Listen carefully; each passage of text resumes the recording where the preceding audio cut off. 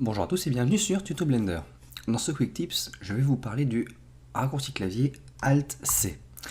Alt-C, il y a marqué que ça fait deux choses en particulier. Ça peut transformer un mesh ou du texte en curve, donc analyser l'objet pour que si ça s'y prête, bien, ça va faire de son mieux pour le transformer en curve, en courbe, en type d'objet courbe, ou alors ça peut faire l'inverse, ça peut transformer en objet des courbes, des mèches, des courbes, des métaboles, du surface, du texte, comme ça, ça peut retransformer tout ça en mèche. Et c'est cette deuxième option qui m'intéresse le plus.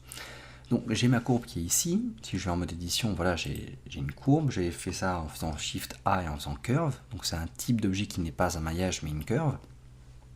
Et lorsque je ferai Alt C là-dessus, eh bien je fais Mesh from Curve. Donc je vais le transformer en mesh depuis une courbe. À chaque fois, le premier mot curve ou mesh, c'est ce en quoi je vais transformer la chose. Donc je vais transformer ça en mesh. Et là, lorsque je vais en mode édition, voilà, j'ai un mesh à la place d'une courbe. Waouh! C'est pas ça le truc le plus impressionnant que j'aimerais utiliser et que j'aimerais vous montrer dans mon Quick Tips.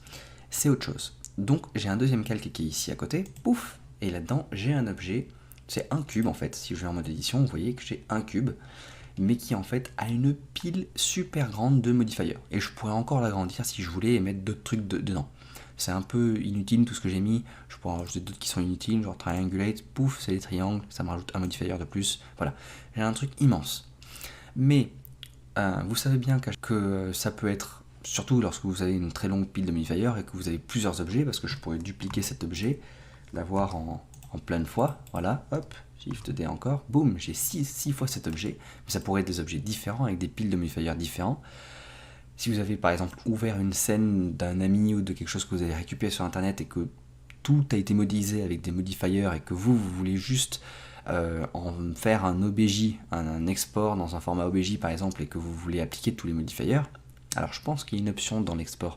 Bref, si vous voulez appliquer tous les modifiers dans une scène ou sur plusieurs objets, vous faites un shift-click sur tous les trucs, et plutôt que d'aller ici, et alors déjà de réouvrir chaque modifier, hop, depuis le bas jusqu'en haut, et j'en ai même loupé un, et ensuite de faire apply d'abord sur le premier, et ensuite un par un, parce que tu ne peux pas faire apply dans un ordre particulier, ça marche pas des fois. Il faut apply dans un certain ordre du premier vers le dernier.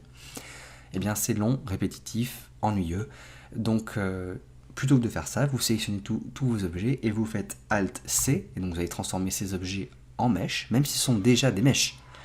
Ce sont déjà des meshs, mais vous les retransformez en mesh, et ça va appliquer les modifiers. Donc je l'essaye, pouf, voilà que mes modifiers ont disparu, mais pas que pour la sélection, aussi pour les autres sélections qui sont ici, les autres objets que j'avais. Voilà, j'espère que ce Quick Tips vous sera utile, et je vous dis à la prochaine. Salut!